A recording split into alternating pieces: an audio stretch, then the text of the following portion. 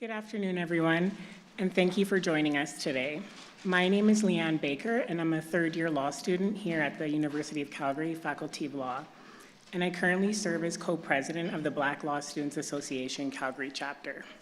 We are very excited to welcome you to our second AI and Race speaker series in commemoration of Black History Month and to have our guest speaker, Renée Cummings, with us today. This event is presented in collaboration with the University of Calgary Faculty of Law, the Black Law Students Association, the Alberta Civil Liberties Research Centre, and Calgary Artificial Intelligence. Before we begin, I'd like to welcome Andrew Showalter to provide the land acknowledgement.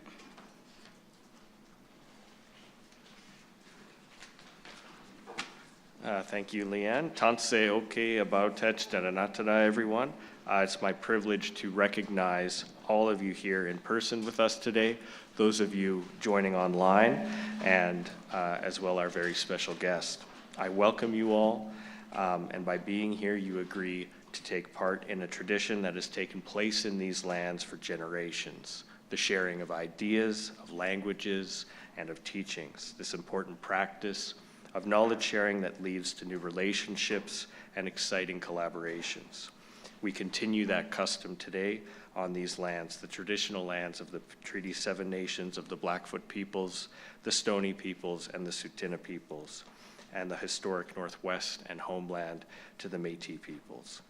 In the same way that these people shared ideas and knowledge with willingness, sincerity, and respect, I think we can all agree by being here today that we're eager to learn and reflect on the words from Professor Cummings' lecture and the fireside chat. So hopefully you heard that now that the mic's been moved.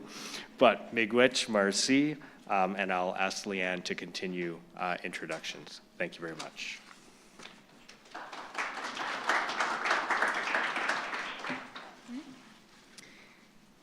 Thank you, Andrew. It is now my pleasure to invite our Dean, Dean Spitz, to offer opening remarks. Dean Spitz joined the University of Calgary Faculty of Law in July 2025. Prior to joining UCalgary, she served as Vice Provost for Global Engagement and Professor of Law at Seattle University and Associate Dean for International Affairs at Cornell University. She has also taught at several institutions across North America and internationally, including as a visiting professor in Paris.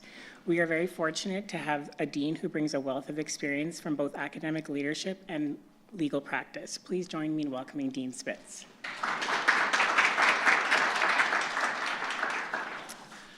Hi, everybody. I was going to say, for those of you who don't know me, I'm Laura Spitz, but now you do. You do know me. So I just wanted to take an opportunity to welcome you to the law school today. We're grateful that you joined us for this opportunity to listen to Professor Cummings. As you know, this is part of a series. This is the second AI and Race Speaker Series event. It was created to bring people together for thoughtful conversations about how AI technologies are shaping the world around us and how those changes intersect with law and race. And of course, Black History Month offers an especially meaningful moment for us to reflect on how these technologies are impacting and constructing racialized communities. As artificial intelligence becomes more integrated in many aspects of society, including the justice system, it raises important questions about how decisions are made, how the tools are used, and how human judgment and technology work together for the benefit of some and maybe not others. So we're really grateful and pleased to welcome Professor Renée Cummings this afternoon, whose work brings together insight, humanity, research, evidence, and incredible insight to help us better understand this technology in this context. I also want to just quickly say I'm very grateful to everyone who helped organize the event, especially to Peter and his team, but also to Professor Christian for his work in organizing the whole series and continuing this important work into the future. So with that, I will ask Leanne to come back, and she's going to continue the introductions. Have a great afternoon.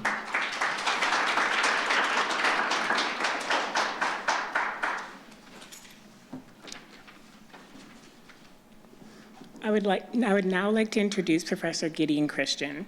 Professor Christian is an assistant professor here at the Faculty of Law and the University Research Chair in AI and Law.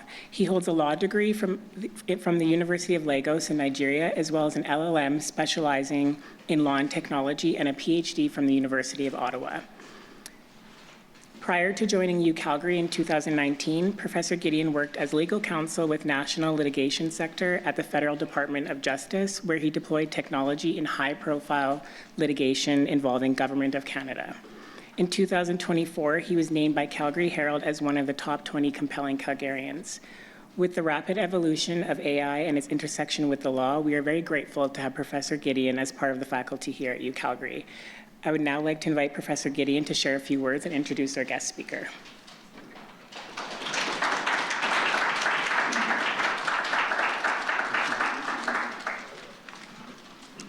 Thank you so much for the introduction, Leanne. Good afternoon, everyone, and welcome to the 2026 AI and Race Speaker Series in commemoration of Black History Month. It's Black History Month. As we celebrate the achievements of Black people, it's also important that we raise serious concern about the threat artificial intelligence technology poses to the Black community. This is a serious threat that the society has been reluctant to confront. For many years now, many people of color have raised concerns and warning about racial bias in artificial intelligence technology. These concerns have struggled to gain significant attention. With regards to AI harms, well-documented research out there has shown that the Black community is the most adversely impacted racial community. From misidentification by AI facial recognition technology to overprediction of risk posed by Black defendants in the criminal justice system, as well as racially biased AI resume screening or AI job recruitment tools that screens out Black application during job recruitment. The capacity of artificial intelligence technology to subtly reverse many years of progress that we have made in racial justice and equity cannot and should not be underestimated. This is, of course, the reason why we launched the AI and Race Speaker Series. Every February during the Black History Month, we invite a speaker here to the faculty to discuss issues as well as many other emerging issues relating to racial justice that applies to artificial intelligence technologies. This year, we are privileged to have not just a speaker, but an activist in this struggle. Before I introduce her, I will want to thank the Faculty of Law for supporting this event. I would also like to thank my co-host, the Black Law Student Association, the University of Calgary chapter, the Alberta Civil Liberties Research Center, Calgary AI also. I also want to thank the University of Calgary for the University Excellence Research Chair Award, which has made it possible for me to continue to organize this speaker series over the years now. And of course, I want to thank you all, the MVPs who are present here in person, as well as many of you who are joining us virtually across the globe. Having said that, I will now go ahead to introduce our speaker, Renée Cummings. Renée is going to be speaking for about 30 minutes, after which, of course, I will have a fireside chat with her, and then we'll open the floor for questions from the audience. So please, I want you to get your question ready for Renée. Professor Renée Cummings is a globally recognized intelligence innovator, an AI governance leader, AI and data ethicist, as well as a professor at the University of Virginia School of Data Science, where she of course, shapes global education and discourse on responsible and ethical AI. As University of Virginia's inaugural data activist in residence and co-director of the AI Equity Lab at Brookings, Professor Cummings applies the lens of a criminologist, criminal psychologist, and her expertise in investigative psychology to advancing justice-oriented, trauma-informed approach to AI governance. Professor Cummings speaks globally. She was actually in Davos just some couple of weeks ago, and she has been featured by major media outlets worldwide. She designs and teaches some of the most sought-after responsible AI courses online, reaching international audience across sectors and regions. As an intelligence innovator, Professor Cummings advances new approaches to align human insights with machine intelligence, guiding emerging technologies toward ethical purpose alongside technical capability. Her work anticipates the governance challenges of superintelligence and complex decision-making systems before they become crises, advancing framework with creativity, justice, and human dignity. She defines innovation not as speed alone, but as the deliberate integration of values into every algorithm, shaping intelligence systems that advance possibility without erasing humanity. And of course, advancing a future of intelligence innovation that is empathic, crisis-centered, or human-centered, and just. Professor Cummings, thank you so much for accepting our invitation to present this year's AI and Race Speakers series. It's a very lovely and warm day in Calgary today, and I think we're going to hold you responsible for the nice weather we have, which is very unusual at this time of the year. So thank you very much, and please, you have our audience.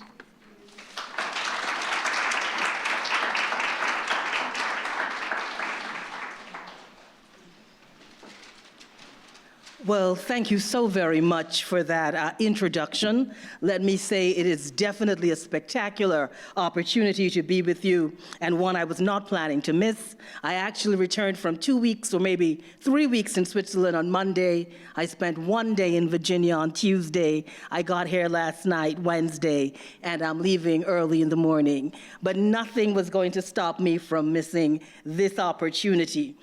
I must say, Professor, thank you so very much for giving me this opportunity to have this conversation. Rarely do I have conversations that really speak about the intersection of race and AI. I will say this. I am super excited about this technology and what this technology can do. And that is the most critical reason that I got invited to discuss, I think globally, many of the challenges we're seeing with this technology. I would say about a decade ago, I invited myself to the AI party. I realized there were not a lot of people looking like me having these discussions about how this technology is impacting just people in general, and I felt that I had to step in, stand up, and say something. So today we're going to have a conversation judged by data, the future of fairness, what we need to know about justice in the age of AI. I was going to start the conversation right here. 2016, ProPublica does this massive expose on machine risk, looking at how algorithms and machine learning and AI was impacting our criminal justice community. But I said I'll wait a little bit and I'll start the conversation even earlier. I can start it at 1502, when enslaved Africans were first taken to the Caribbean. I was born in Trinidad and Tobago. I grew up in Toronto, actually. And of course, I've made the United States the place that I live. Or we can start in 1619, when enslaved Africans were brought to the United States. When we think about this technology and when we think about data, I always say this. The future of data is an unfinished story. At this moment, data is the greatest geopolitical game changer. Every industry, every agency, every organization, every business model, every country is thinking about data. As Professor said, I was in Davos for a series of speaking engagements, and all the conversations were around the impact of data and data designing our futures. There is no AI without data. Data is the lifeblood of this technology. It gives it breadth, it gives it strength, it gives it length, it gives it legs, legs, it gives it arms, it gives it everything. And for us to truly understand AI, we have got to think about data. When we think about the future of data, we are writing the future of data right now. Everything that we are doing at this moment, how we engage with technology, how we do not engage with technology, how we deal with our screens, how we do not interface with our screens, the things we put into social media, the things we don't put into social media, the things that we access, all very important. When we think about this unfinished story that we're writing, it is critical for us to think about the history. One of the things that I have realized is that when we think about modern data collection, it did not begin as a neutral science. It did not. It was forged inside systems designed to manage, price, control human populations.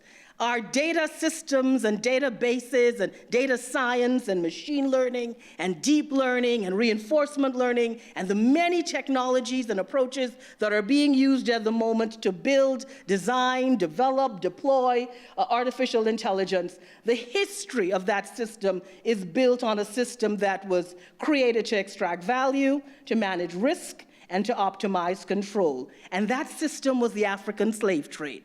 And that system was plantation economics. And what we have seen from the history of data, the history of numbers, is that when we think about enslavement, when we think about the African slave trade, we have realized that it actually created some of the first large-scale systems for quantifying human beings, unfortunately.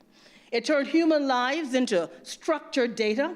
It established humans as data objects, as assets, as risk units. It normalized categorization, ranking, and valuation of life. It embedded race as an administrative data variable, and it prioritized optimization, control, and extraction over questions around dignity and consent.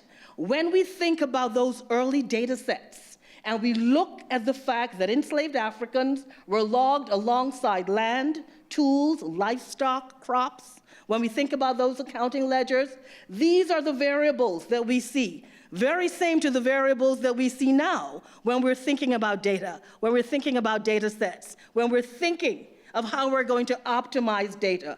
These are the variables, a name or an identifier, if you did not have a name, sex, age, skin tone, phenotype, physical condition, were you healthy, were you sick, were you up for the task, your skills, reproductive capacity was critical to return on investment, and of course, monetary valuation. So large-scale databases from that time gave us some of these approaches that we use at the moment. When we think about standardization, people had to fit into predefined categories. When we think about quantification, human worth was now numerical.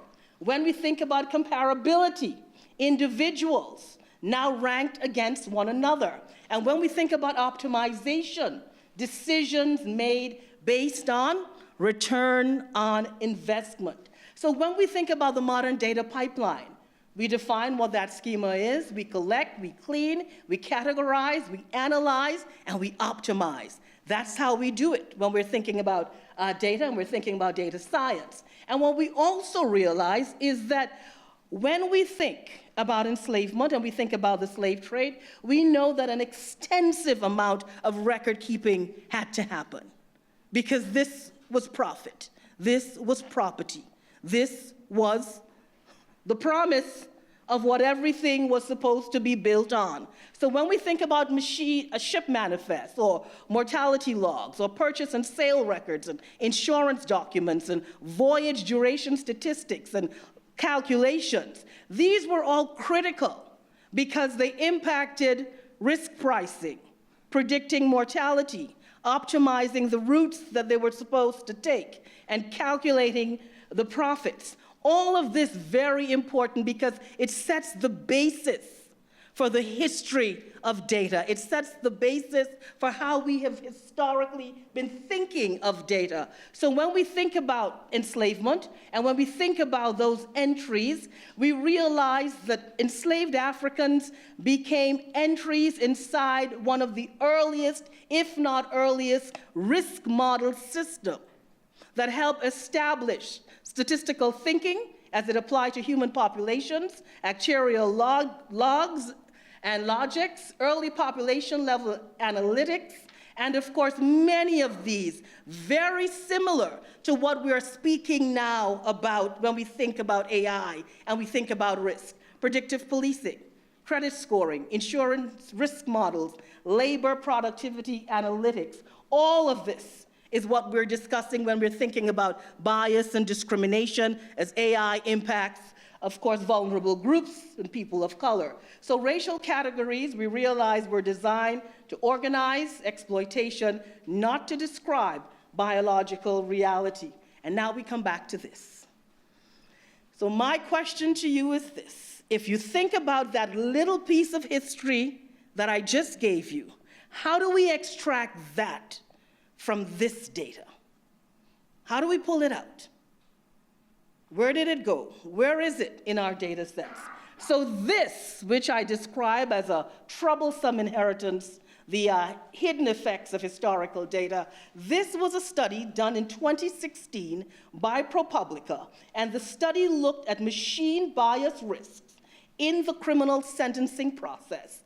And these are real people and real offenses. And when you look at the risk scores, you've got to ask yourself, if you're looking at the offenses, why are the risk scores for the 2 black juveniles so high?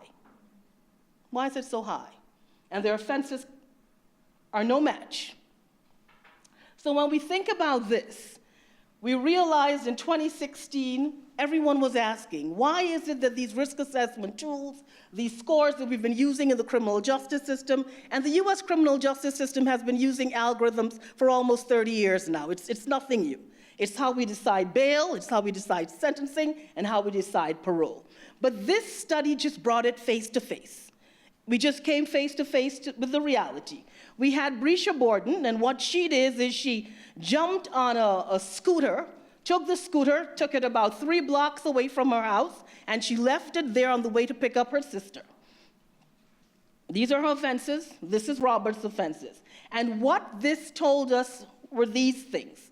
Racial disparities in risk prediction. So the black defendants were more labeled high risk, even when they did not reoffend, and nearly twice the rate of the white defendants often labeled low risk, even when they did reoffend. So the algorithm systematically misclassified risk along racial lines. What this study also showed us is that many of these opaque systems, bias is so deeply embedded, and when the algorithms are trade secrets or intellectual property and proprietary rights, it makes it difficult for defendants, so anyone facing the criminal justice system, to understand what is the hidden logic, what we call the black box in AI. And one of the basic tenets of any criminal justice system is the ability to face your accuser. But when that accuser is an algorithm, what do you do when you're a defendant? So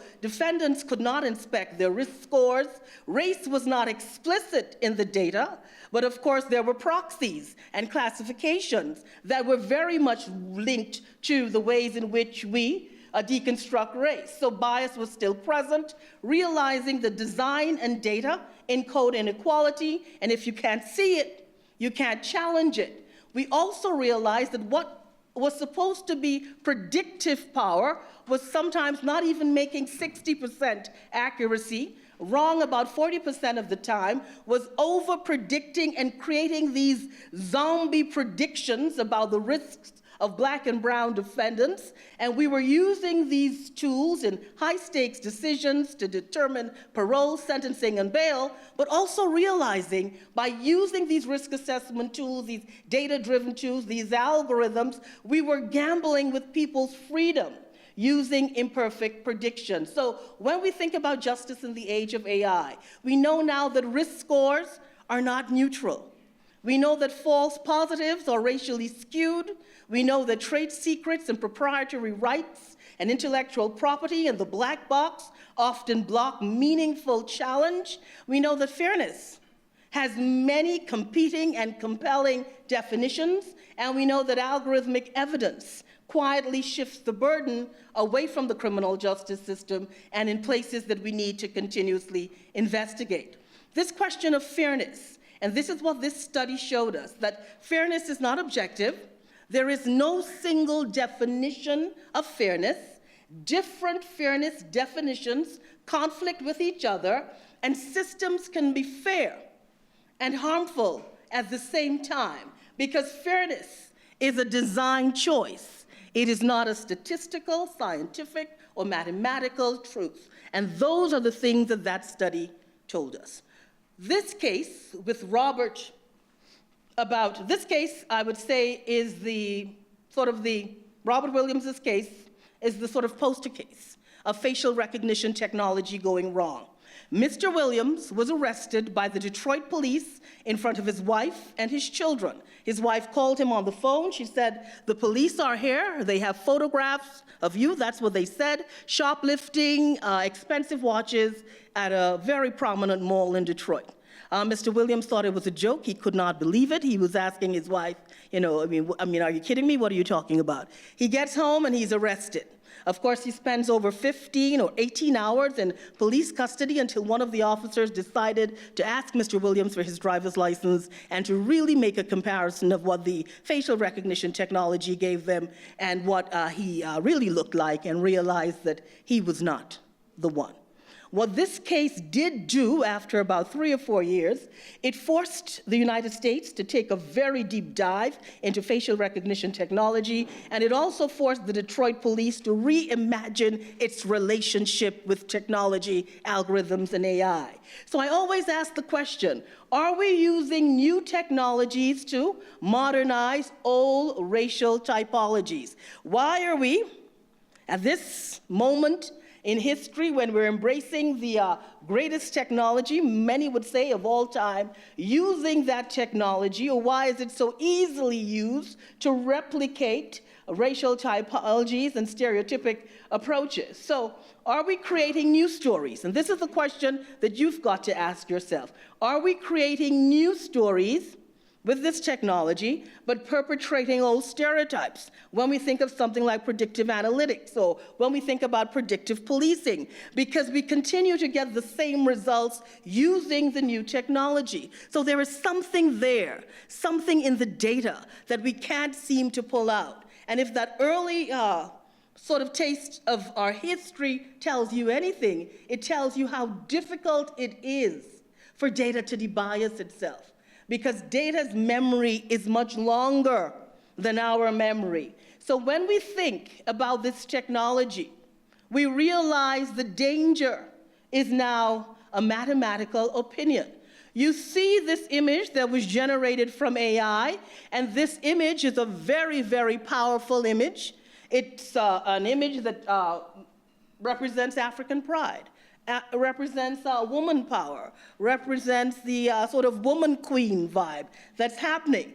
But at the same time, this image could represent something else in a particular data set. So if we are thinking about fairness, and we are thinking about the future of fairness, and we are thinking about fairness within the criminal justice system, we have got to deconstruct the math of danger, the math of risk. And sadly, we have come to realize is that blackness and brownness and otherness are now mathematical formulas for danger and risk and unworthiness, or even unworthy of credit or unworthy of proper housing.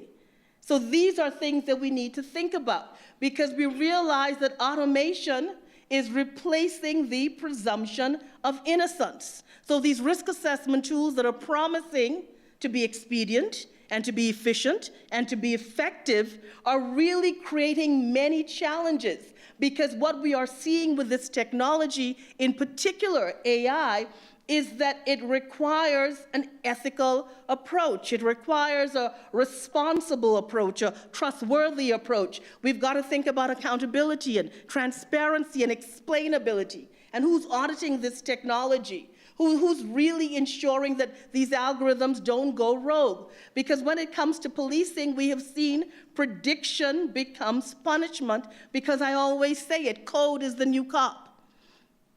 Police departments globally are now using code and algorithms as undercover agents. They're deploying these algorithms on the street. They are using this technology in ways the technology was not supposed to be used. When we think about the EU and the EU AI Act, which was very, very popular about a year ago, but now many of scholars are believing that it's being watered down. But the EU's AI Act, which is sort of like the go-to or the North Star for questions around risk, says that we should not deploy algorithms on the street. We should not include algorithms in policing, predictive policing, any type of intelligence policing, because facial recognition and other types of AI technology being used in policing are very questionable. When we think about the fact that statistical resemblance is what we are building many of these algorithms on, that we are deploying in the criminal justice system, resemblance statistically is insufficient. What we need is accountability. What we need is transparency. What we need is an ethical, responsible approach that really thinks about questions around duty of care and the duty to warn when this technology is not up to the task. When we think about questions around due process and who's impacted and who's not impacted, we've got to really think. Because what we have seen in the training data is that it reflects those historical early power arrangements, and we have been unable to de-bias the data to pull many of those risks out, and we continue to build these technologies on data that continues to produce legal inequality. And the challenge is that this data flow that is happening globally is really creating a very volatile mix when we are thinking about the technology. And it's because of the opacity. It is so broad, it is so wide, it is so much, and we're realizing that the inability to truly drill into, to truly investigate the black box creates extraordinary structural challenges. And we've realized also that AI is a system. It's a power system. That's what it is. And when we think about systemic control and structural advantage, we know where that advantage lies. So, judged by data and the fact that algorithms are now judging all of us. And one of the things that I always say, and I've learned over the last 10 years, is that when we think about impacted communities, when we think about vulnerable groups impacted by this technology, it's not only black and brown. It is all of us. It is ageism. It is if you have a disability. It is sexual orientation. It is geography. Everyone is being impacted by this technology in a way in which we never thought about it. During COVID, this could have been viewed as a very positive shot when we're thinking about how communities are being impacted globally. But this also shows optimization in the fact that we could optimize data for any and everything, but wherever there is optimization, there is also privilege, and that's something we need to think about. And data trauma is something that I speak about a lot, and actually something that I introduced into the conversation. Because what we have historically seen is that data trauma, of course, is when something happens to you and what happens to you and how you feel that inside. When someone says the computer said this, or you've been denied a particular access or a particular opportunity, or you've been denied something because of the data. Or someone says, well, that's what the computer said. Or they said, it's not about us, that's the numbers, that's the math behind it. And what we've also seen is historically, different communities have experienced data differently. And something that I always say, data sets do not have the luxury of historical amnesia. Data sets do not forget. They do not forget that early history, those early data sets the kinds of ways in which trauma have found their ways into many of our data sets, because we continue to see that past decisions are trapped in the memory of data. And while data is being used to solve some of the biggest questions at the moment, and that's one of the reasons I am a critical data scientist and I enjoy teaching data scientists, but at the same time, we're seeing that data is suffused with cultural meaning independent of its computational meaning. And that's the challenge with AI, because we continue to see data trauma impacting institutions and many individuals, particularly now at this intersection of AI and data and geopolitics. Communities and countries are feeling it.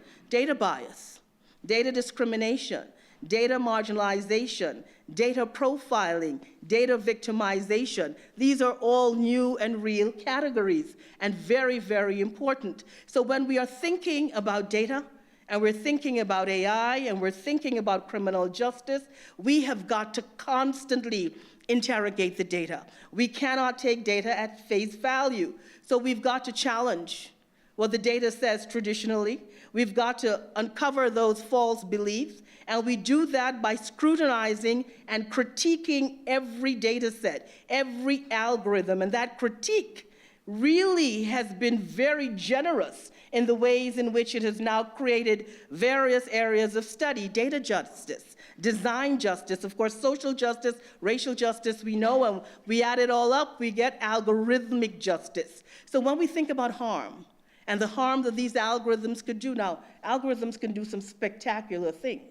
When we think about healthcare, when we think about cancer research, when we think about just the ways in which we're engaging, or we think about the ways in which we could send a drone to a bridge and it could take photographs of cracks and it can bring it back to the engineers and they can do the kind of work they need to do. But we've also got to think about harm, because we're seeing more and more harm. And how do we measure harm? The harm created by unethical design, or the pain inflicted by design using data that has been traumatized, or the trauma of that design, or what we continue to see, the transmission of intergenerational trauma through design in AI. So many of the approaches, and this is one of the ones that I favor the most, would be public interest technology as a response to the ways in which we can do data better, the ways in which we can do AI better, and the ways in which we can ensure this technology benefits the public, this technology generates public benefits as well. So public interest technology, and it's something that I support, and many of the universities in the US are now part of the public interest technology network. Up until last year, I was the co-director of UVA of our public interest technology approach. I'm still part of that program, and it's modeled after public interest law. It advances public interest. It generates public benefits. It looks at questions around justice. It's, of course, built to protect and improve lives, and it centers value. And that's what the technology needs more of: value, which is critical to public interest. Intersectionality is critical in thinking about how to get this technology to really operate at its best. And in everything that we do with data and algorithms, we've got to think about intersections. How does this technology intersect with social systems, social structures, identities? We've got to continuously interrogate every algorithm, every data set around questions of politics and questions of privilege and questions of power, thinking about how the data infrastructure is built and how it continues to manifest itself. One of the things that I call for always is interdisciplinary collaboration in thinking how to build AI, because we've realized there have been extraordinary cognitive injustices and cognitive injustices that continue to be deployed with this technology. So it's very important to have that approach. And when I say interrogate the data, this is what I'm talking about. We have come to realize that data, AI, the algorithms that power the technology are never free of judgment. All data that we've come to also realize, not created equally. There is this appearance of neutrality. There is this presumption of objectivity. But also there is that memory in the data of intergenerational trauma that we've got to think about. So what we've realized from the early history to now is that questions around surveillance, they have just been amplified. When we think about bias, it has been deepened. And we realize that in particular, many of the approaches in criminal justice built on surveillance, what we're seeing more and more of is simply surveillance is no longer watching. Surveillance is what is being used now to shape, to design, to develop, and to create identities. So when we think about surveillance technology, we've got to go a little deeper than just the technology itself. What we're also seeing is the rule of law is now moving to the rule of models, your risk assessment tools, your data-driven approaches, your algorithms that are constantly being deployed in the criminal justice system, and we're realizing more and more that justice is being outsourced to algorithms, being outsourced to AI. And we've got to ask ourselves, is that something that we want to continue? And what we're seeing more and more of is this question of prediction replacing proof. And we're building machines and building and deploying algorithms that are not forgiving. So the big question is, will AI ever get it right? And I think we're going to have some of that discussion in the fireside chat. But what we're also seeing with this technology, which is very, very dangerous from a criminal justice perspective, that guilt is now possible without a crime. Just being in a space, when you think about geospatial data, just having your phone, and when we think about the ways in which your data is being collected and who's analyzing that. So these are critical things for us to think about. And of course, the future of fairness. Where is the future of fairness going when we think about governing AI, when we think about freedom is at stake? I will say this. When we think about this technology, we have a responsibility. We have a personal responsibility. We have a collective responsibility. The world has changed. The world is now being designed by data scientists and computer scientists who are now the architects of our future. And many of them do not have that sort of interdisciplinary thinking to really build a future that supports the diversity of all this world is. And we've got to think about that very critically. We also know the law continues to play catch up. The technology has moved moons and moons and moons ahead, and the law is now catching up. And even in that desire to catch up, there are so many loopholes when we think about this future of fairness. But what we do know is that justice at this moment requires explainability as a right, contestability as default, human override with authority, independent auditing. Algorithmic auditing is now an area of study and an area of practice. And enforcement power, the ability to, ensure if you do not comply, you really have got to deal with the consequences of that. And the future will judge. And what the future will judge, and what we're seeing more and more, is that code is becoming law. And the law does not even know it is happening. And when we think about those historical legacies, we've got to think about future trajectories. So this is a beautiful photograph, again, AI generated. But in a particular data set, this photo could mean different things. It could mean risk. It could mean undeserving. It could mean not given the opportunity. So I always say that an algorithm has the ability to create a legacy. An algorithm has the ability to create access, deny access, create opportunity, deny opportunity. It's not something that we take lightly. AI is moving swiftly. The speed, the pace is extraordinary. Many people are now talking about AI. Fortunately or unfortunately, I am more into the superintelligence space. So I've moved past AI, past Gen AI, past agentic AI, and I'm already in superintelligence. But the main thing that we've got to do is not a fear of the technology, or we've got to understand that we've got to play with this technology, we've got to embrace this technology, we've got to understand how this technology works, and we've got to stand up and be a part of how this technology is going to be governed. Because the one thing that you do not want is to participate in a future and participate in building a future and realizing that that future is not accepting or ready for you. So it's very critical when we think about these historical legacies, and very important to understand the history of data if we really want to build a future that really includes all of us, and in a future where we can all benefit from this technology. Because I will say this to you, the future is being built, and we have just got to participate in that. And the other thing that I always say is, as we move in this direction of algorithms, we must always just ensure and make it a prerequisite that we never need an algorithm now to teach us what it means to be human again. So we've got to bring that human-centric approach, and we've got to bring a kind of sophisticated consciousness to ensure that whatever that future is going to look like, there's a place for each of us in there. And with that, I thank you.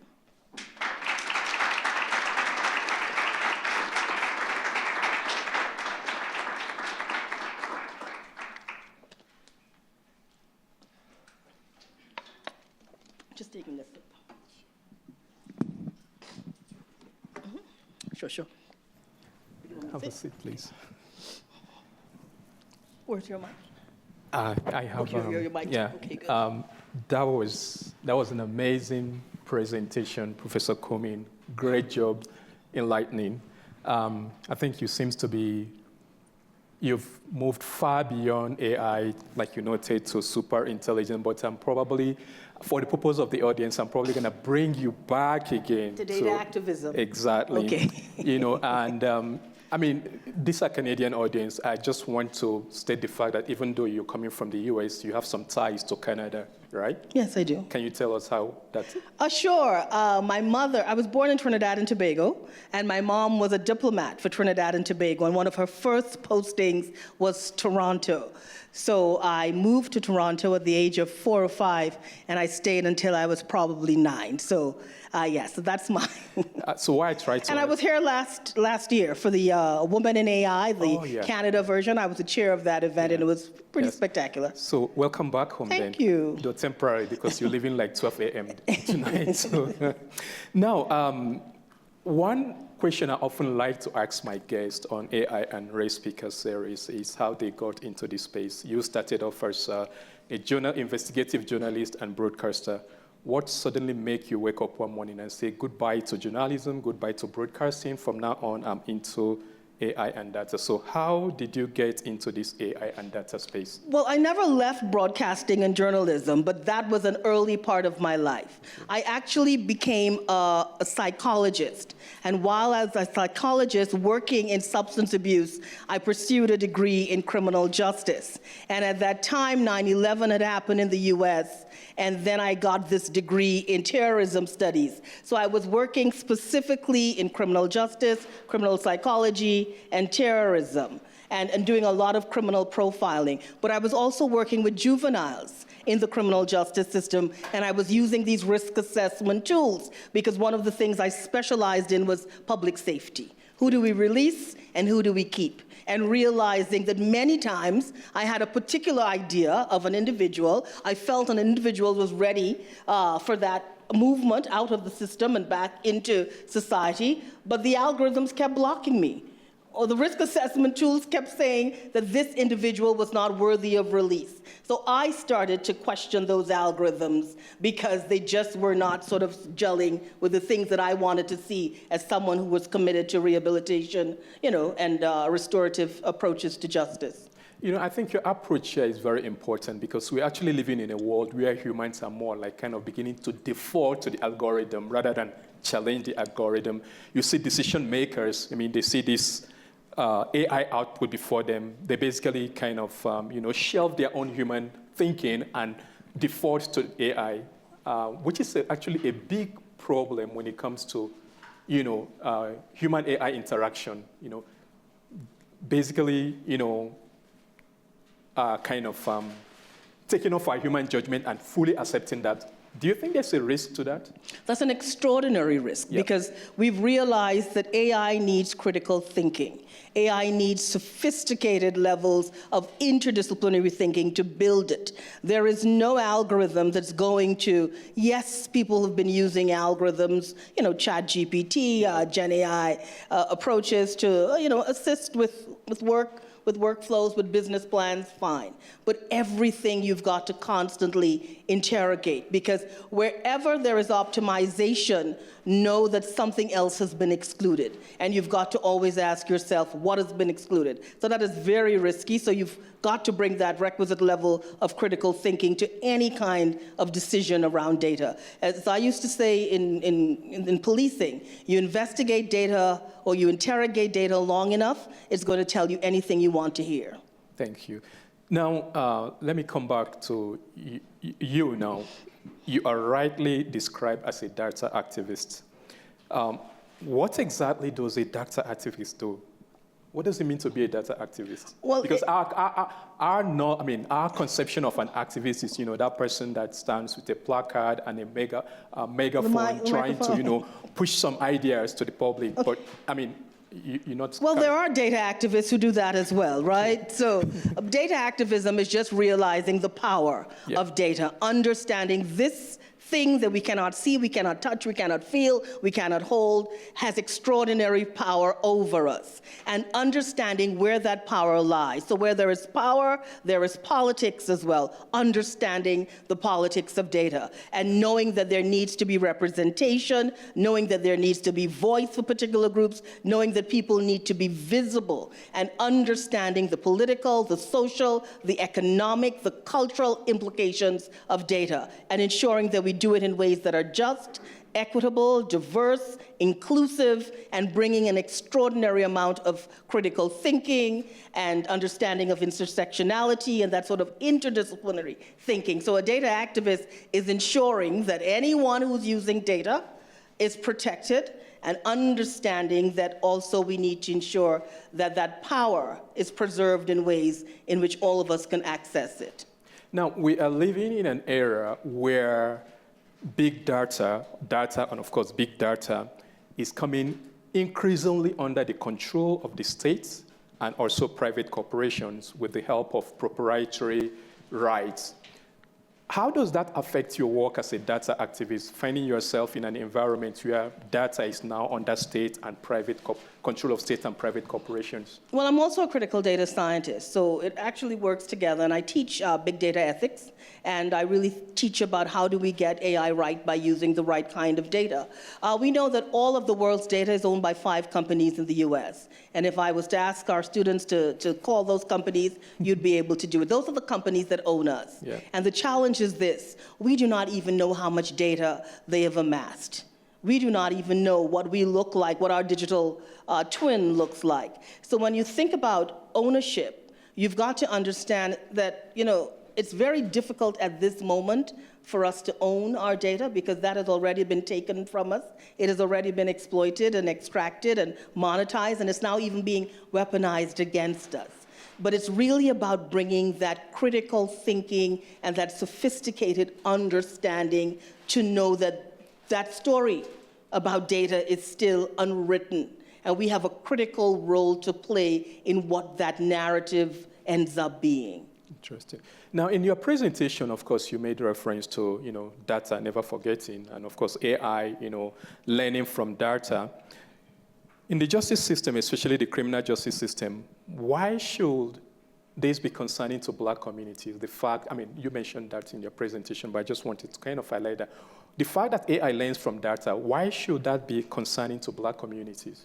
Well, not only Black communities, all communities, we realize. In particular, we know that Black and brown communities have historically been over-policed and continue to be over-policed. What we're seeing with many of the tools that are being designed is that they're built using pseudoscience. They're really not being built with real scientific approaches. So many of the deployments of algorithms on the street are being deployed with very stereotypic approaches that really undermine the positive and future trajectories of these communities.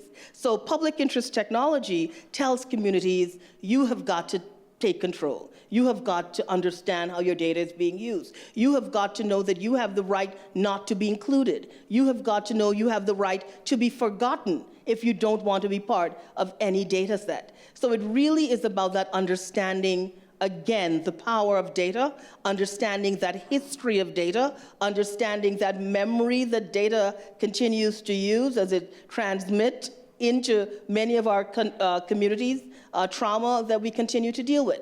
So it's really about bringing an awareness not only to the Black and brown communities, but understanding to the big tech communities that they need to engage all communities, minoritized communities, in conversations about how this technology is being built, because we realize that public engagement and stakeholder engagement is still so missing from the way in which the technology is being designed.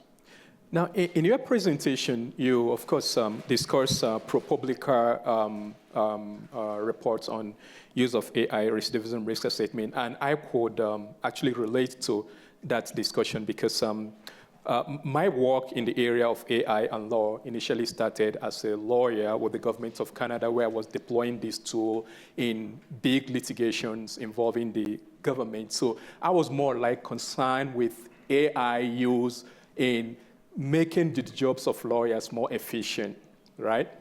And it was a shame, I mean, I can say that now, that at that, even notwithstanding the level of my knowledge at that point in time, I never imagined that AI could be racially biased until I read the ProPublica report. That was like an eye-opener that changed my career trajectory from research on use of AI in provision of legal services to basically a 180 to use of a racial bias issue in AI. Now let's talk about recidivism risk assessment, of course, which is determining the likelihood that an offender in the criminal justice system will offend, which is also important in making decisions relating to bail, sentencing, incarceration, and parole. Now, this assessment, use of AI in this area has often been, justified or defended on the fact that it only measures group risk. It doesn't say anything about individual guilt. Why is that distinction dangerous to the criminal justice system, especially for marginalized communities that are disproportionately represented in our criminal justice system? Any community, any group that's been marginalized know that there is no difference between group risk and individual risk. Because when you stand in front of the criminal justice system, you are seen as the group. You are not seen oftentimes as the individual. And that is the challenge that we have with these algorithms as well, because they reinforce that measure of group risk. Because when we are thinking about the kinds of assessments that we're doing, or thinking about the kinds of sentencing, or just thinking about anyone that we see, there's often a stereotype that's attached to that. So when these algorithms are being deployed, they see blackness and brownness and otherness as risky business, or unworthy, or untrustworthy, or undeserving. When we think about not only predictive analytics in policing or the criminal justice system, when we think about credit scores and how credit scores are designed, when we think about redlining when it comes to real estate, when we think about how loans are given or not given, or how educational scholarships have historically been given as well. There are great challenges there. So for any underserved community, for any marginalized group, group risk and individual group is the same thing. Because when they watch you, they're going to say, you're black. They're not going to say, you're Gideon. I was recently I was reading a news article on use of AI in resume screening, whereby there has been many class action litigation in US by black individuals against companies or corporations that produce these tools, because it screens out their resume. Then it went further to highlight kind of moves that are being made by marginalized community to basically bypass that bias in the tool. In some cases, not including their zip code in their resumes. In some cases, they basically have to whitewash their names in their resume, in order to kind of help it beat that AI system. Now, that's still, of course, part of the problem, you have highlighted. But now let's go back again to policing, which is, of course, very important because of its adverse impact on communities. It's one thing for an individual to be denied a job, but the risk that comes with incarceration, it's even worse. Now, let's start with predictive policing. Maybe if you probably could, just for the purpose of the audience, what exactly is predictive policing?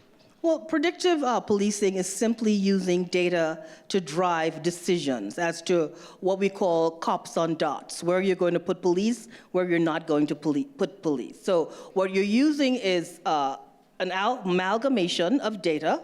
So you're using past data, crime figures of particular communities, how many offenders are in a particular community, what kind of offending has happened in this community, and you're using all that historical data from the criminal justice system that says who's more risky, who's more criminal, who's more violent, all of it stereotypical, unscientific data, and you're now building police strategies on it.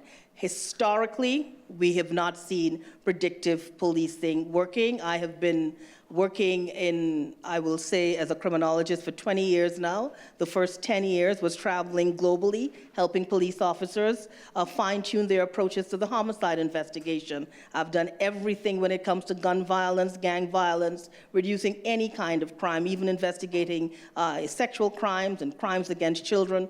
And again, we continue to say we're doing predictive policing, data-driven policing, intelligence-led policing. Now in the age of AI, we're doing precision policing, and we're now doing AI policing, and we're doing the same thing. That's it, just dressed up in different outfits.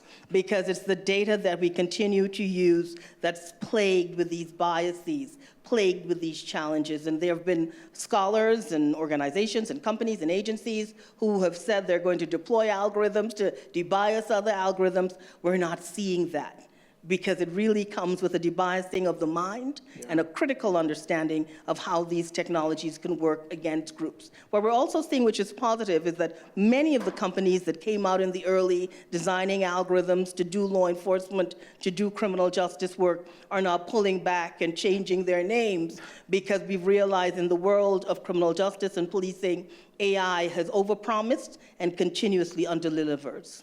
Yeah. Now, I'm still going to ask you some more questions on the predictive policing, but before we go into that, of course, for the purpose of the audience, I just want to highlight that we're also going to be welcoming questions and answers from the audience. So if you have any question you may probably want to ask Professor Cummings, please, we have 2 microphones there. Feel free to walk to any of the microphone, and we'll give you the opportunity to ask your question.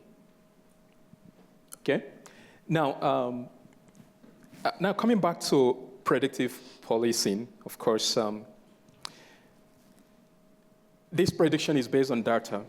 Historically, marginalized communities have been over-policed, right? And now, even in the data used to train these AI tools, they are overrepresented in the data. So when you use the same data to train an AI tool, definitely the algorithm is, where is it going to tell you the next crime is going to take place? It's still that same community that has been over-policed. So what we see is a situation where this basically creates a sort of vicious cycle whereby an over-policed community, it's, being over-policed all over again as a result of prediction by AI tool. And this is funny because last year I heard the AI and race speaker series was by Dr. Calvin Lawrence, a former IBM executive, who actually was a computer engineer that designed some of these tools, like predictive policing tools. I made a joke with him because one of the book he wrote, he recounted an incident whereby his car got damaged, he pulled over by the side of the road and called for help, and the next thing he saw was basically police arriving, because that area has already been predicted by one of the tools he designed himself as being the next crime scene. So these things can actually come back. The weaponization of our own data against us. Our own data against us. Yeah. So any question from the audience before? Yeah, please go ahead and ask your question. Okay, we have. I have a couple questions. I wanted to get a little bit of water. Water. Okay. Thank you.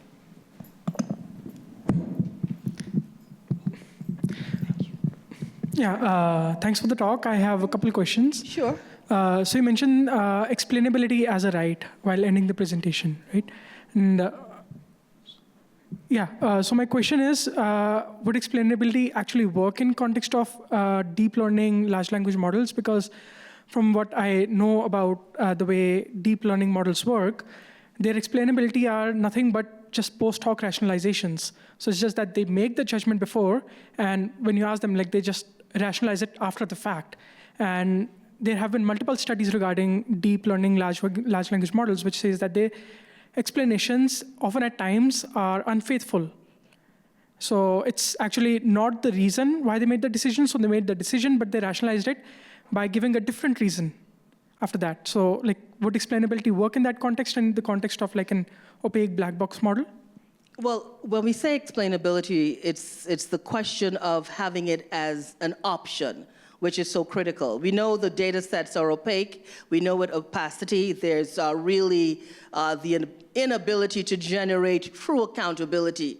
But explainability is linked to contestability as well and redress. So we need to know what the algorithm is doing. We need to have access to the black box, which is critical. And we need to also have an investigative approach that understands that whatever it is doing or not doing, there needs to be that measure of redress, that measure of contestability, and that measure of peace of mind. So explainability in itself is not a sort of foolproof approach, but it's just the beginning. Many scholars say explainable AI mixed with the right kinds of impact assessments and the right kinds of auditing could really ensure that the system is a little more rigorous and it is a little more robust. We know that the challenge with this system, with any AI system, is many of the data scientists and computer scientists and technical minds that are building the technology still do not understand what the technology is doing. When we think about Gen AI and the hallucinations, or when we think about many of these new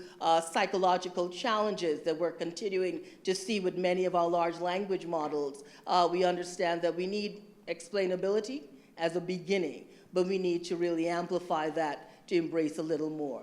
Thank you. Yeah, and that leads me to the second one. Go actually. ahead. So like these deep learning models, they usually extract rules instead of, like they're not rule-based, so they extract rules from the patterns, which is... They extract? They extract rules through which they make their judgments from the training data. So they're not rule-based, like they extract rules.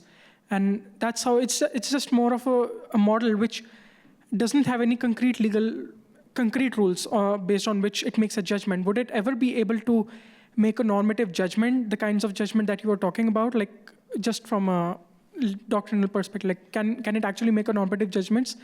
Well, we're not expecting that. What we're expecting is whatever the judgment that's being made, that it has that sort of human-centered, human-centric, human-in-the-loop approach to what the decision is going to, the final decision is going to be. Because we know models are made with data. We know that algorithms will always have bias because the algorithms represent everything that we are and everything that we have been and the history of who we are. So that is not a history that is one of, that lacks bias. But it's really about asking for more of a critical thinking approach.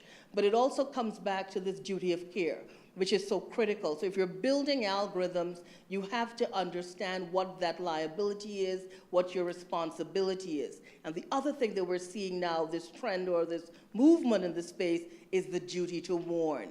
That the algorithms, that the models must come with a disclaimer on what they can actually do, what they're predicting they can do, and what they certainly are unable to do, and how those three combine when it comes to the question of due process. Thank you. Thank you. Thank you. We have another question over here. Thank you so much, Professor Cummings. Your work has been a huge inspiration to me, so thank you for that.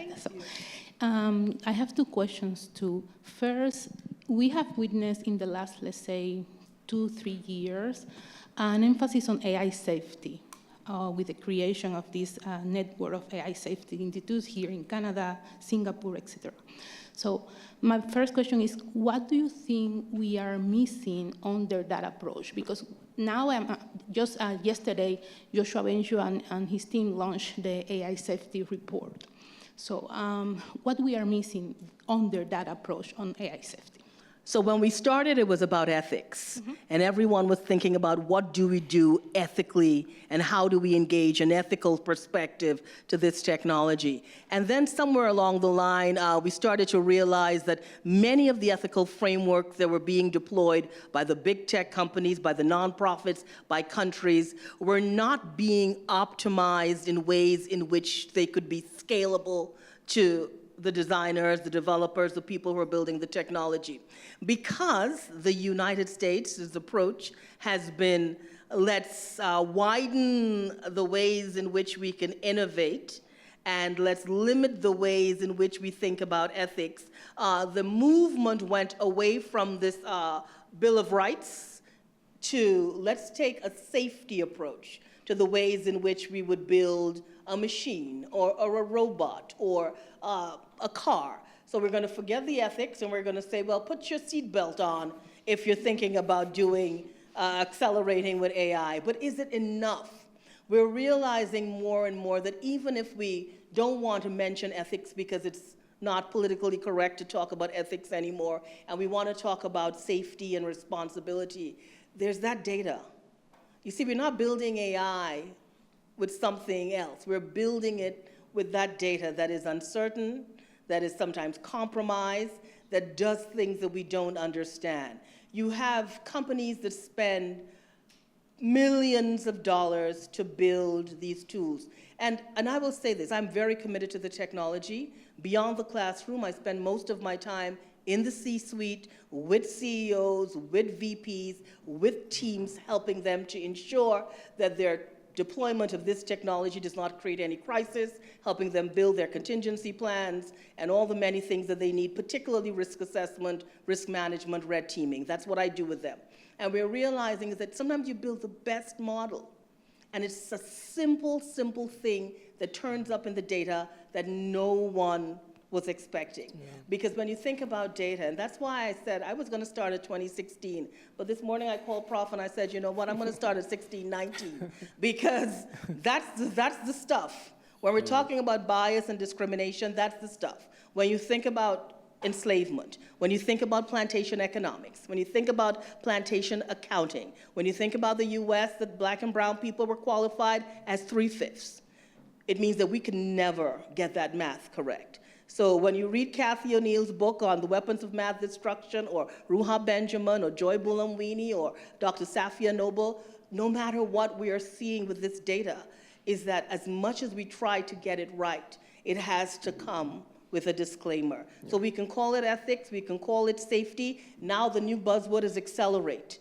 We're accelerating with AI, right? And we want to accelerate cautiously. So a lot of words, but this technology, in as much as it can do, and it is doing an extraordinary amount of good, it can do an extraordinary amount of damage that is irreversible. Because the one thing we know about AI is that we do not know about AI.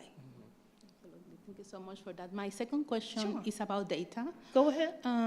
So thinking of your brilliant idea of the memory of data, do you think synthetic data could make any difference?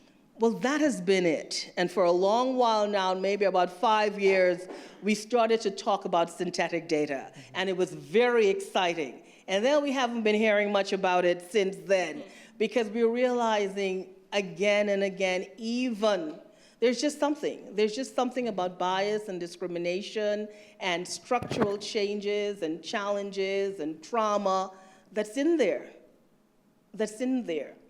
And the thing about it, as I said, is that the disclaimer, now we have this duty to warn, because it comes back to due process. And this is it. An algorithm in the blink of an eye is making a decision about you.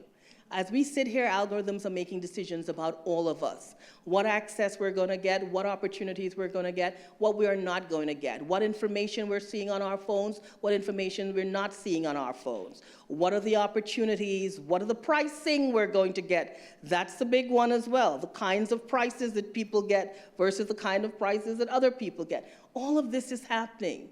And we're sitting here sometimes thinking that the information we're accessing is the information we have accessed, not knowing that something has already been pushed to you because of who you are.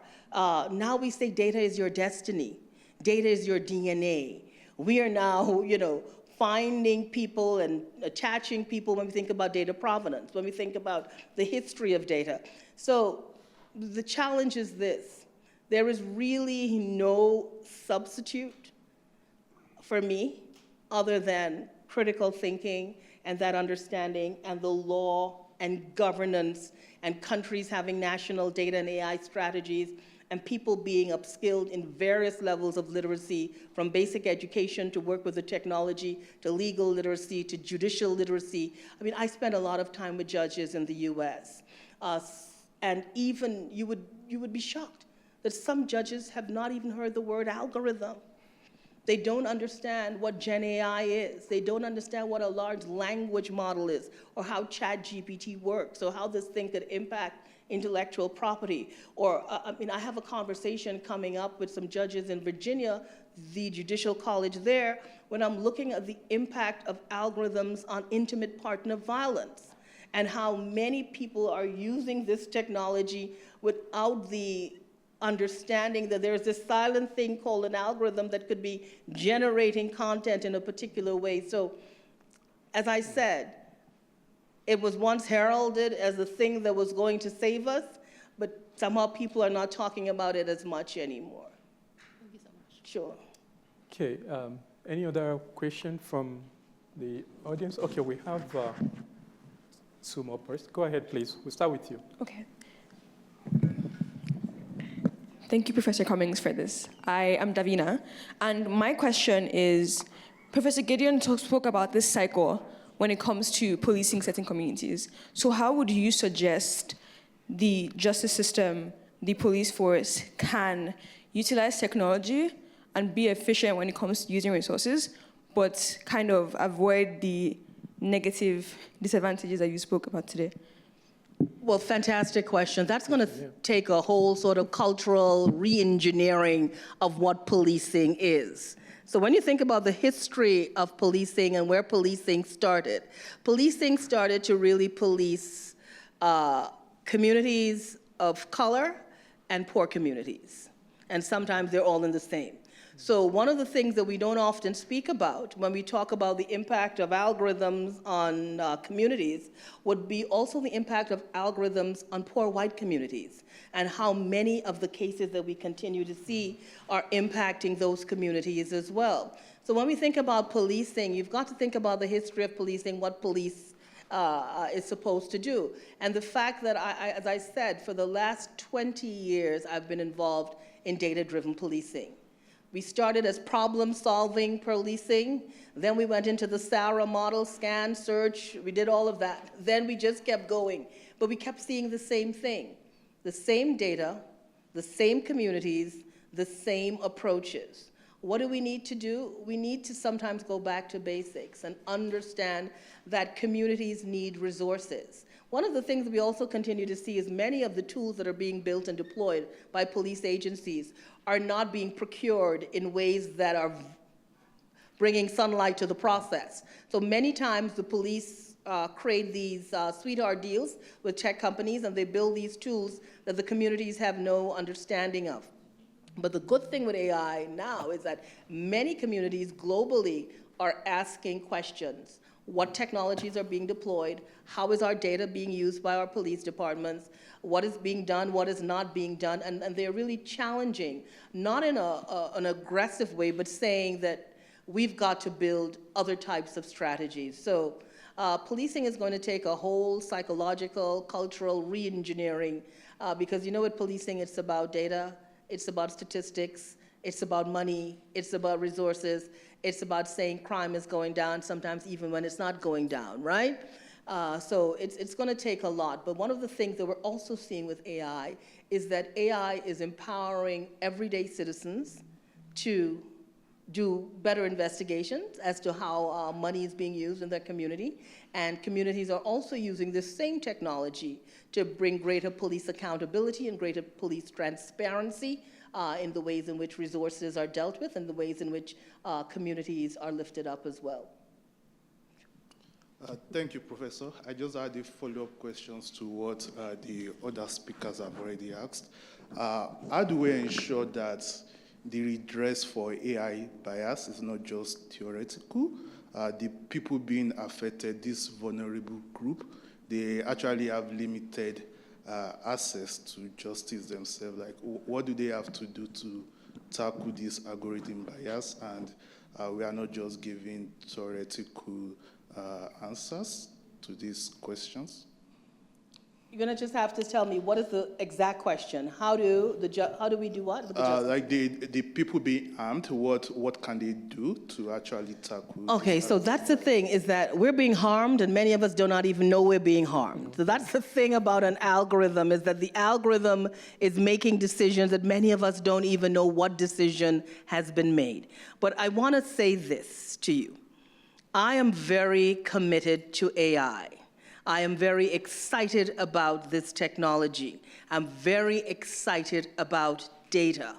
I will also say to you that the fact that I spent so much time on the risk and the red teaming of the technology and thinking about ways in which we can reduce harm makes me better at the things that I'm designing and the ways in which I'm using the technology. Life is about risk.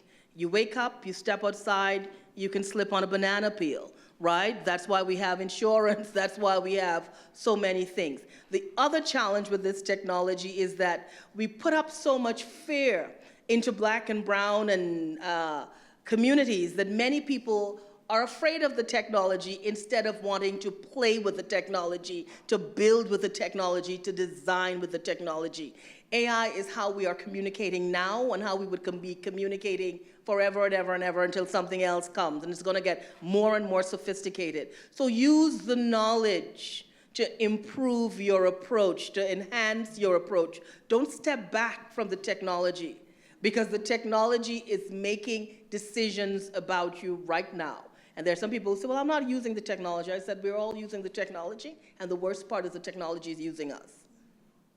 Okay, we also have another question. Please go ahead. Hello, thank you so much for this conversation. What particularly struck me is this idea of interdisciplinary. I work on a team that's called Transdisciplinary Scholarship, and so this is like my jam, so I'm very excited to hear you talk about it.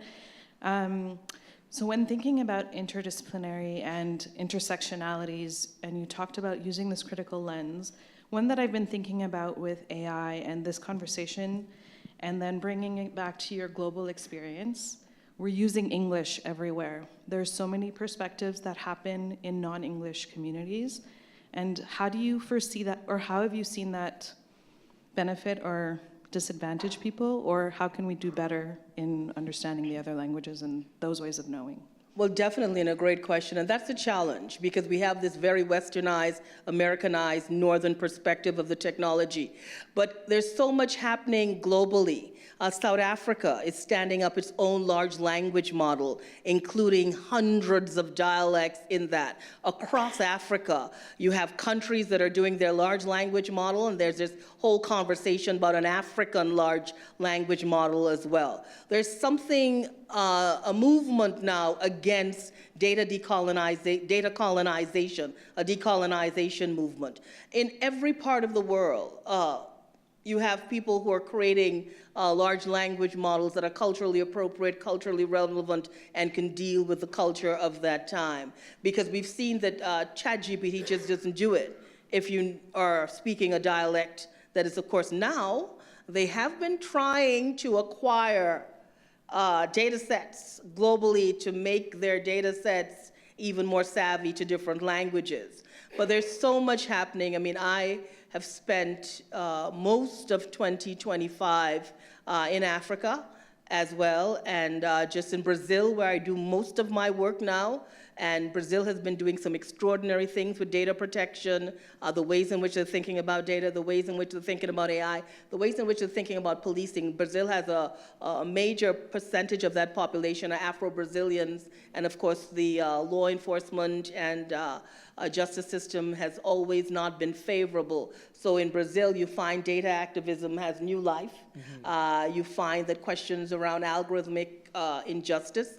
The year before, I was at the Supreme Court in Brazil doing a training on algorithms and the impact of race on algorithms as well, and how judges need to be thinking about it. So there's so much happening globally. And of course, I do spend a lot of time in Dubai as well, because again, they have a very forward-thinking approach to the ways in which they want this technology to be built. But what I want to say to you is to use this to enhance your knowledge, but go out there and engage with the technology and try to come up with solutions to use this technology in ways to improve your own community, to your academic community, and just life. Do not use this as a deterrent. I just use the risks to really streamline the ways in which I get to those rewards. Okay, we have another question. Sure. Please go ahead. Dr. Cummings, thank you so much Professor for the is good, thanks. presentation. Yeah. Oh, Renee. Renee, thank you so much. Really appreciate the presentation. I think what struck me at the beginning of your presentation was the data that was collected from the transatlantic slave trade, and just realizing that so much data were collected, but so many of us still don't even have traces of our own genealogy, even through all of that data. So my question is, so I'm the manager of Black Health at the Cummings School of Medicine here at U of C. And so a lot of our conversations revolve around the lack of disaggregated race-based data and the need for that in Canada. But there's something that Dr. Ruha Benjamin has talked about with regards to collecting data on racism as opposed to race. Have you seen that done in institutions? And if so, what does that look like?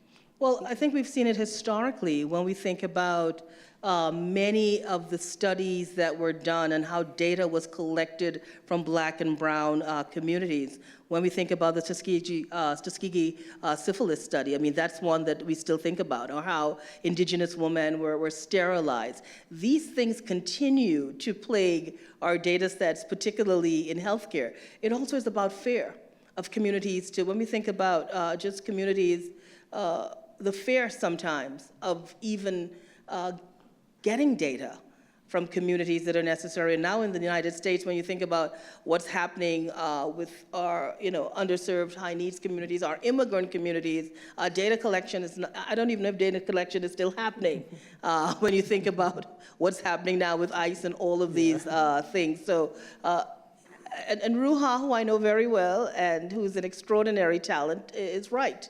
When we think about race, and we think about racism, and we think about how do we collect that data, and it goes back again to that early history. And actually, I am a big fan of genealogy, and Dr. Alondra Nelson is someone who has been very instrumental in the ways in which we think about this technology, and she wrote one of those great books when we think about genealogy as well. So healthcare has so much to think about at the moment. And up until a few years ago in the US, we were thinking about healthcare equity. We were thinking about bringing a data justice perspective to the ways in which we think about health. We're thinking about how do we educate communities when it comes to sharing their data. But when we think about what's happening politically right now, we can see why things have stopped and why we need to bring a new kind of consciousness to that space. Thank you. Okay, please go ahead.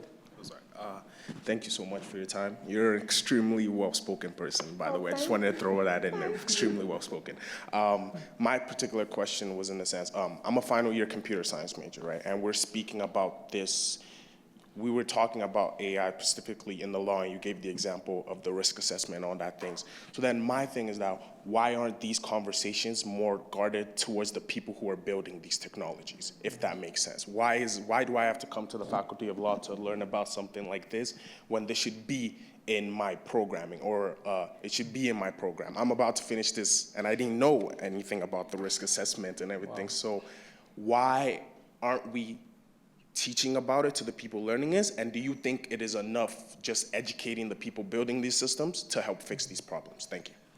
Brilliant question. So the good thing is that data scientists are now embracing more and more of these conversations. Computer science, we realize, still follows a very traditional computer science sort of curricular, which is very, very challenging.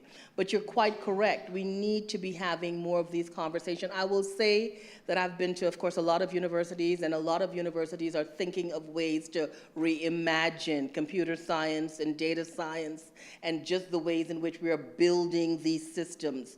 Because we have that intersectionality, that interdisciplinary thinking is which is so critical. Because when we get to the design spaces and the big tech companies, we're realizing that we need the psychologists, we need the social worker, worker, we need the economist, we need the police officer, we need someone who's been impacted by the justice system, someone who's coming out of incarceration, who can be there to tell us what kind of harm can be created, what are the power structures.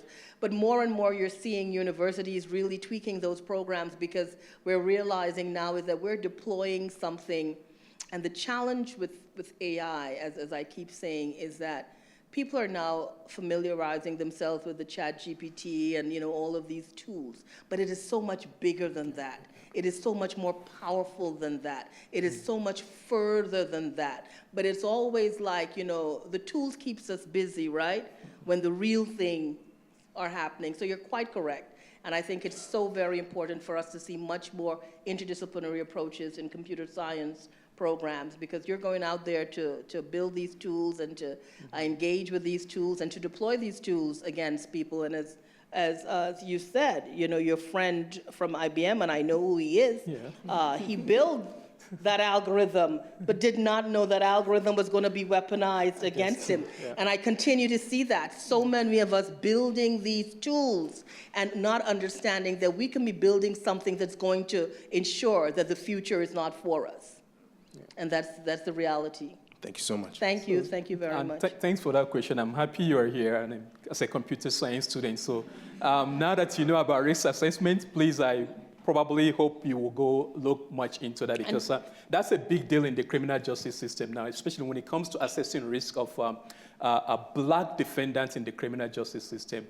Like I noted earlier, that report was really an eye-opener for me. Even as a lawyer who was engaged in the use of this tool, I never imagined that they could actually be weaponized against my own race. And like I noted, when I got rid of my ignorance, I decided this is basically where I'm going to focus my research on. So I'm happy you're here.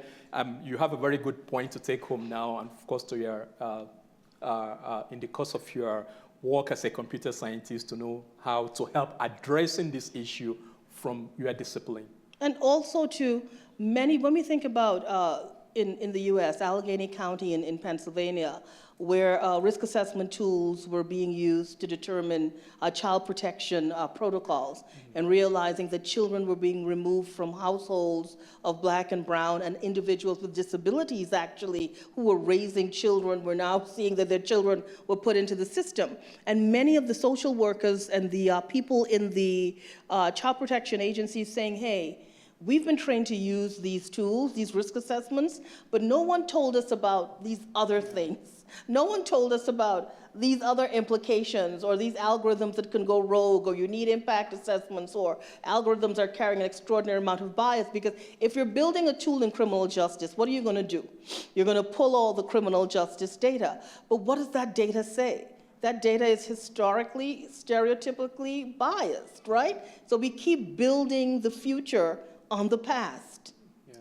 So now, we're running out of time, but I still have some questions for you. You have a lot of questions there. I do. I have been trying to get you for how long now? Now that I finally have you, so I may equally exhaust all the questions I have.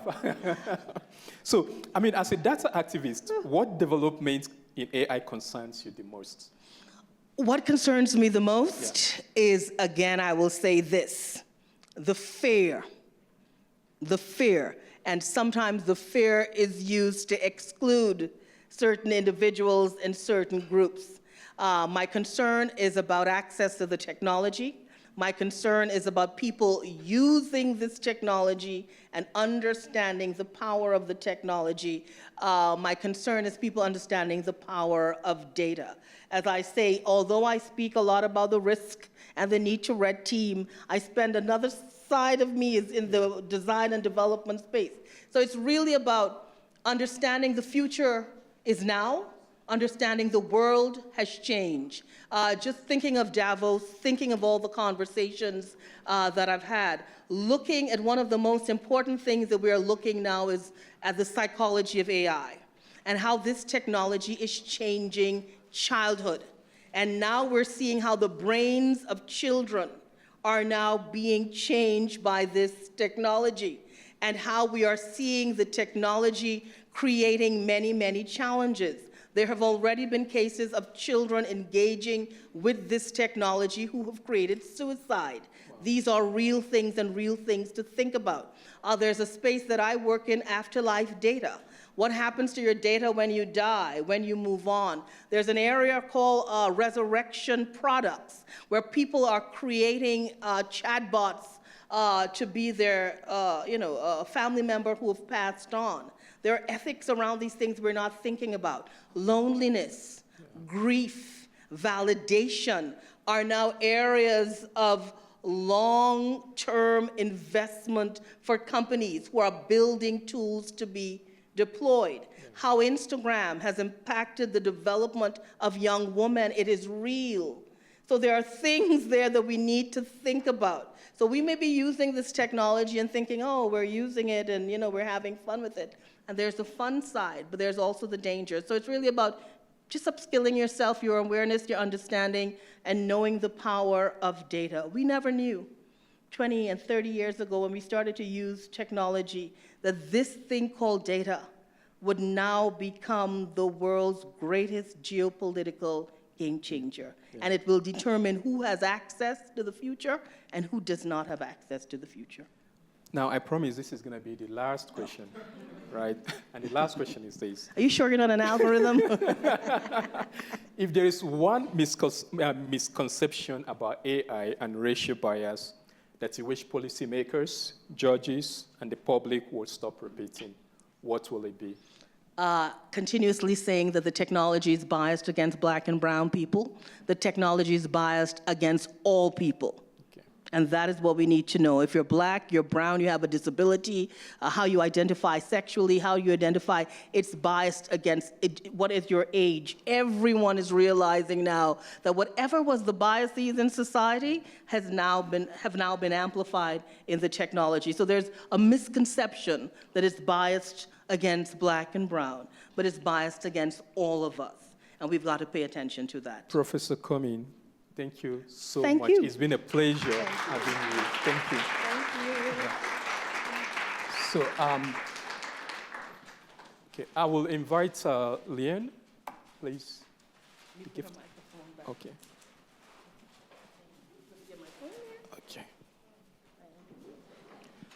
So here is a small present from the Faculty of Law for you.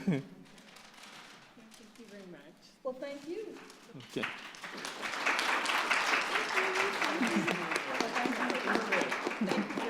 Yeah. Thank you. So to our wonderful audience, both here in person and also many of you joining us virtually, I want to thank you all for taking time off your busy schedule to attend this year's AI and Race Speakers Series delivered by our wonderful guest, Professor Renée Cummings. This is an annual event here at the Faculty of Law. Every February, we have this conversation. By next Black History Month, we're also going to be inviting another important speaker to the faculty to also discuss existing and emerging issues relating to racial bias in artificial intelligence technology. So on behalf of myself, the faculty, the Black Law Students Association, the Alberta Civil Liberties Research Center, the Calgary AI, thank you for taking time to attend our event this year, and I look forward to seeing you all again next year. Thank you.